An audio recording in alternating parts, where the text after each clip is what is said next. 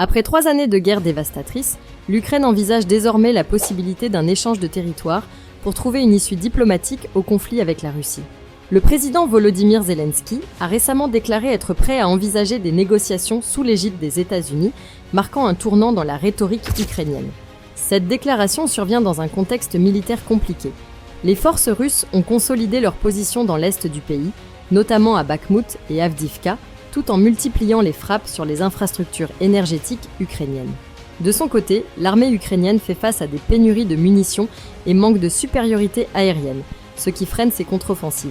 Certaines sources évoquent la possibilité pour l'Ukraine de céder une partie de la région de Koursk, temporairement occupée lors d'incursions récentes, en échange de la restitution de zones du Donbass ou de Zaporijia.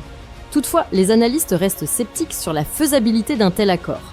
D'autant plus que la Crimée et les oblasts de Donetsk et Lugansk, annexés par la Russie en 2022, sont considérés comme des priorités stratégiques pour Moscou. Pour Kiev, céder ces territoires serait difficilement acceptable tant pour la population que pour les forces armées, qui ont mené des combats acharnés pour les conserver. Sur le plan stratégique, un échange de territoires poserait de nombreuses questions opérationnelles. Devrait-on abandonner les positions durement acquises à Bakhmout ? Quel serait l'intérêt pour Moscou de céder des zones vitales à son contrôle ? Face à ces incertitudes, plusieurs scénarios sont envisageables. L'Ukraine pourrait refuser toute négociation et miser sur une contre-offensive, dépendante des livraisons d'armes occidentales.